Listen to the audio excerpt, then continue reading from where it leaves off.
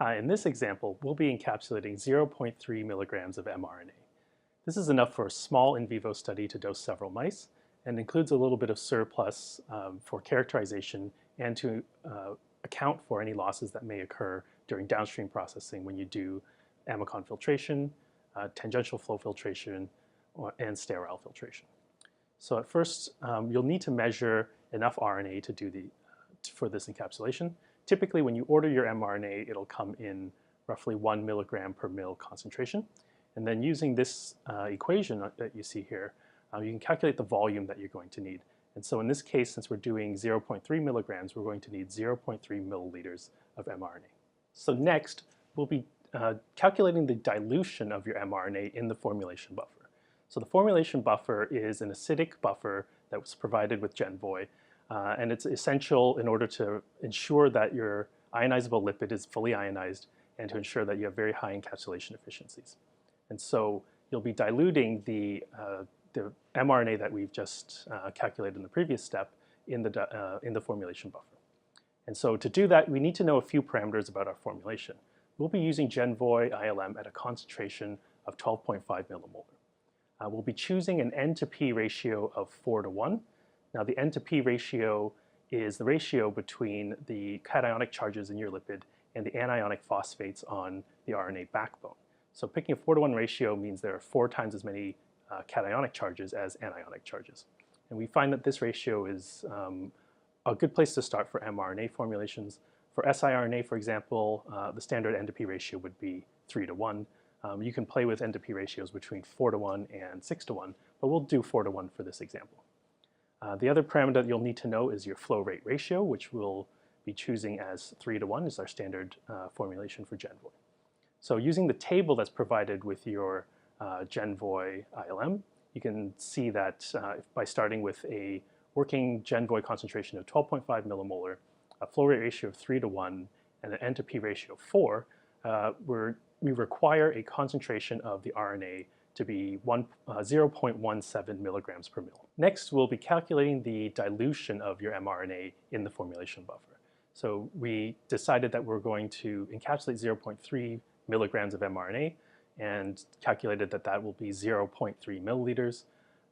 And our final concentration from the table needs to be 0.17 milligrams per mil. And so using this dilution formula and rearranging for V2, you'll see that we'll need a final volume of 1.76 milliliters. That means we'll be mixing 0.3 milliliters of mRNA with 1.46 milliliters of PNI formulation buffer. So we'll start by pipetting the PNI formulation buffer first. So we'll do this in 2 parts as I have a 1 ml pipette. So we'll start with 1 ml of the formulation buffer.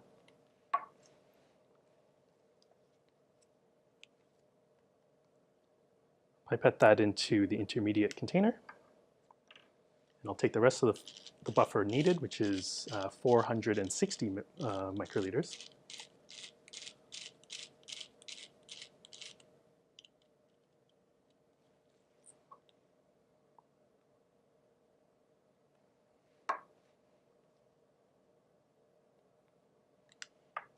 So next I'll be adding the mRNA.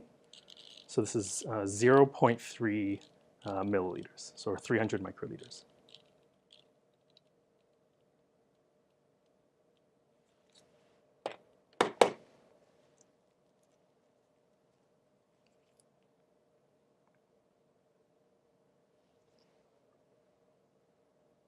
Add that to the buffer.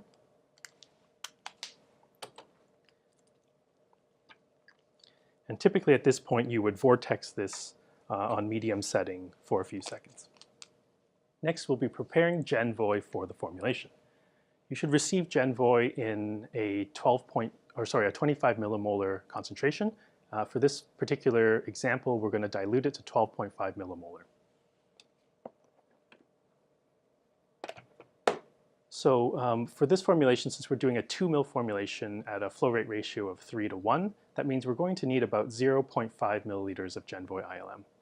I'm going to prepare a little bit of extra so that we have a little bit of buffer so that we don't, so there's enough of GenVoy to be used in the Ignite.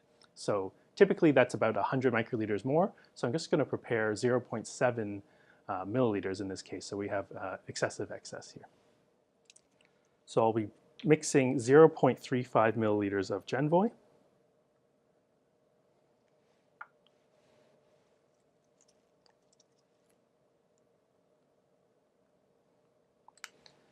Then I'll be diluting that 1-to-1 with the same amount of ethanol.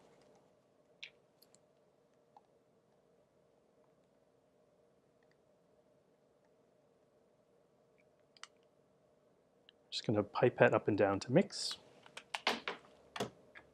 And there your GenVoy is ready.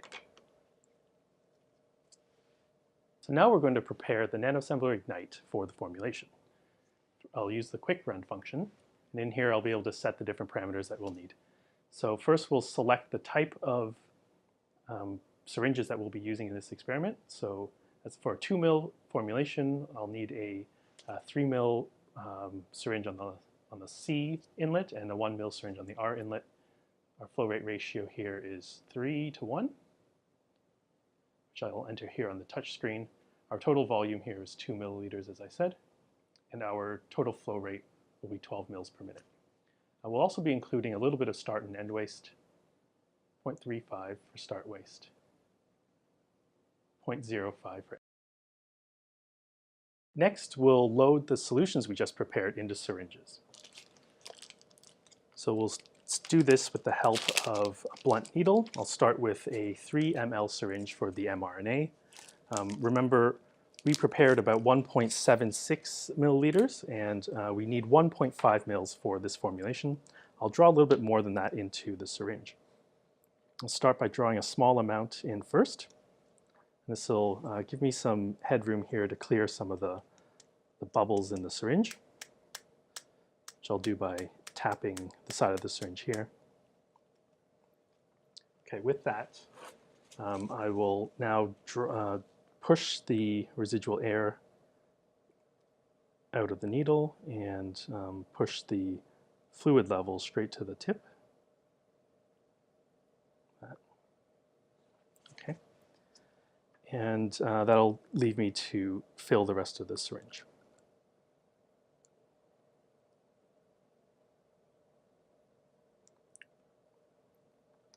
So here I'll draw a little bit more than 1.5 ml. Remove the blunt needle. And now I'll purge the rest of the remaining air at the top against a laboratory tissue to prevent any spillage. So once the liquid level is right to the tip of the syringe, you're good to go. And we still have some of the solution left over to do the ribogreen assay afterwards. Next, we'll load the GenVoy into a syringe. So for this, we'll use a 1 ml syringe, as we only have 0.5 milliliters of GenVoy.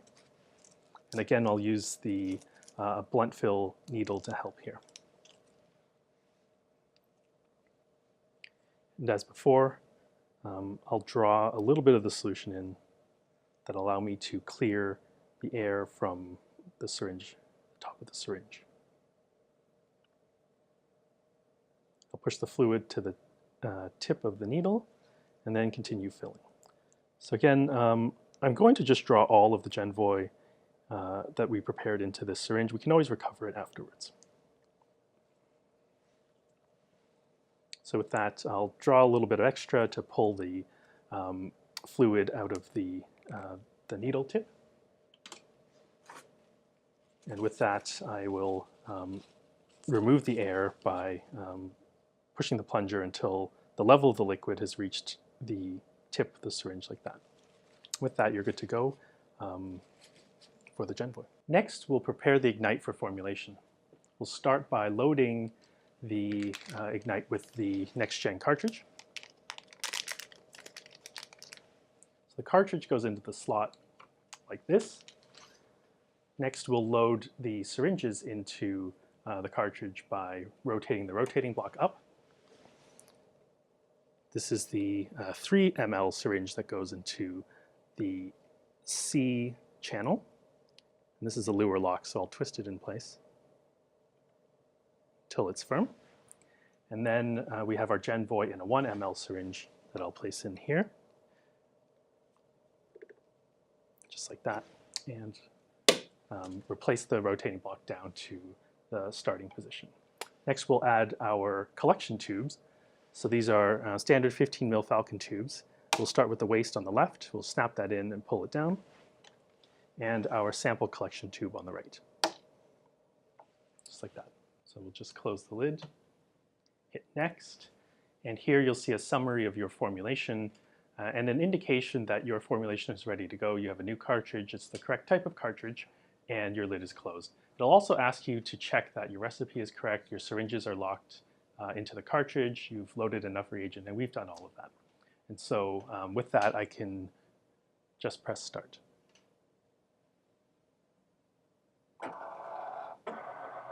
So here the paddles will approach the syringes and detect the bottom of the syringes automatically. So the first part of the formulation is collected in waste. The rest of the formulation is collected into your sample container. The progress bar here indicates that it's done.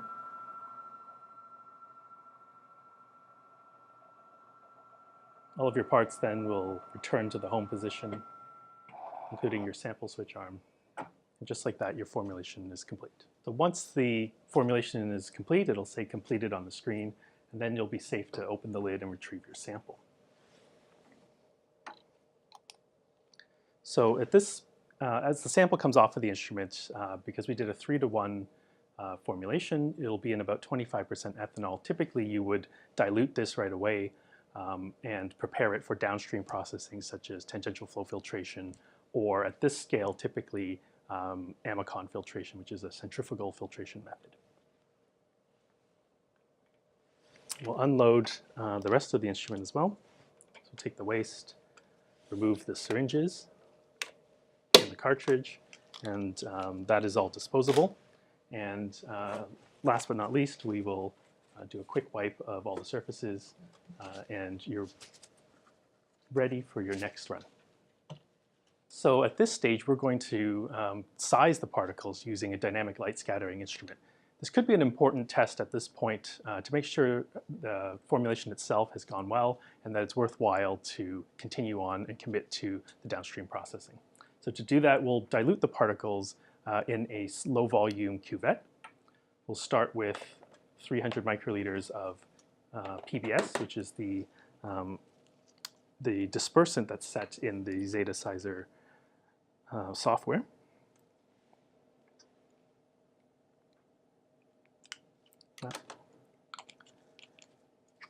And to that, we will add 40 microliters of our RNA LNP that we just prepared.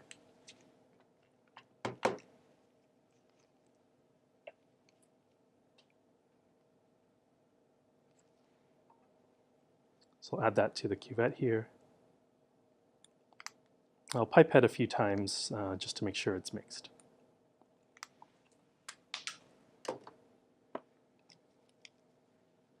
So then it's important to just check that there are no bubbles in the sample, and to prepare the cuvette by wiping it. This goes into the Zetasizer with the arrow facing that way. And with that, we'll be ready to perform the sizing. We have an SOP prepared where we've set the dielectric of PBS, the refractive index, and all of the properties of the dispersant. And so we'll just use that previously saved SOP. You'll find the details of that in the appendix of your GenVoy user guide.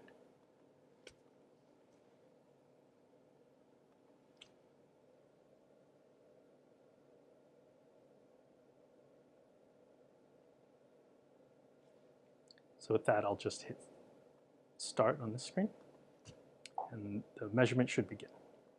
So the measurement is done, and we'll take a look at the results. You can see that we have a pretty good single peak here. The average diameter here, the Z-average diameter, is about 55 nanometers, which is consistent for this type of RNA LNP. And we have a PDI of 0.15, which is also reasonably okay for this as well. And so after you do the downstream processing, you may see changes in the size. So it's good to do a measurement before and after you do your TFF or your Amicon filtration. Typically, you'll see smaller PDIs after you're done with the downstream processing. And when you look at the two different measurements on aggregate, you can see that they're very close together, about 55 nanometers, and both have very good PDIs around 0.15. And that concludes the demo formulation of GenVoy ILM.